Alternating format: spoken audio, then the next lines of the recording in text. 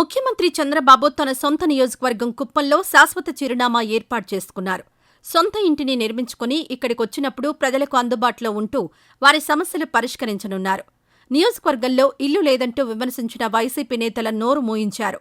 చంద్రబాబు ఇంటి నిర్మాణం విషయంలో వైసీపీ పాలకులు సృష్టించిన ఆటంకాలు, అవరోధాలు ఏంటి? వాటిని ఎలా అధిగమించారు?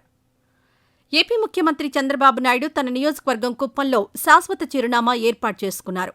సొంత ఇల్లు లేకుండా గెలిపించిన ప్రజలకు దూరంగా ఉంటున్నారన్న విమర్శకుల నోరు మూయించారు. శాంతిపురం మండలం శివపురం దగ్గర 2 ఎకరాల స్థలంలో కొత్త ఇంటిని నిర్మించుకున్నారు.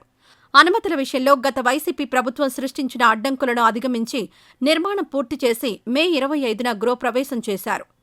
36 ఏళ్ల తర్వాత కుప్పంలో చంద్రబాబు నాయుడు సొంత ఇంటి కల ఇప్పుడు నెరవేరింది. 4 దశాబ్దాల రాజకీయ జీవితంలో చంద్రబాబుకు కుప్పం నియోజకవర్గంతో విడదీయరాని అనుబంధం ఏర్పడింది. ఇక్కడి నుంచి 8 సార్లు వరుసగా ఎమ్మెల్యేగా ఎన్నికయ్యారు. ఉమ్మడి రాష్ట్ర ముఖ్యమంత్రిగా పనిచేసిన చంద్రబాబు విభజిత ఆంధ్రప్రదేశ్కు రెండోసారి సీఎంగా కొనసాగుతున్నారు. ప్రతిపక్ష నేతగానూ సమర్థవంతమైన పాత్ర నిర్వహించారు. 2019లో అధికారంలోకొచ్చిన వైసీపీ ప్రభుత్వం చంద్రబాబును టార్గెట్ చేసింది. కుప్పం ప్రజలకు అందుబాటులో ఉండడం లేదని అప్పటి పాలక పెద్దలు జగన్తో పాటు పెద్దిరెడ్డి రామచంద్రారెడ్డి విమర్శించడాన్ని గుర్తుపెట్టుకున్నారు చంద్రబాబు. కుప్పం పర్యటనకు ఎప్పుడొచ్చినా ఆర్ఎన్బీ అతిథి గృహంలోనే బస చేసేవారు. కానీ వైసీపీ పాలనలో మాత్రం దీనిలో ఉండలేదు.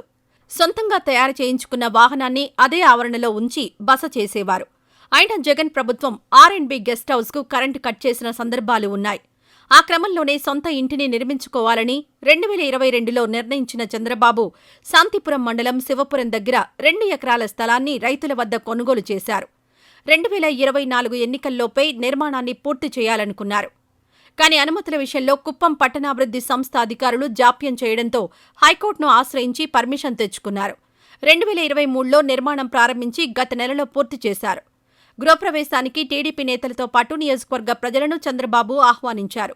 నియోజకవర్గంలోని ప్రతి కుటుంబం నుంచి కనీసం ఒక్కరైనా హాజరయ్యేలా చేశారు. ఈ కార్యక్రమానికి వచ్చిన అందరినీ చంద్రబాబు కుటుంబ సభ్యులు ఆత్మీయంగా పలకరించడం ఆకట్టుకుంది. పసందైన విందును ఏర్పాటు చేశారు.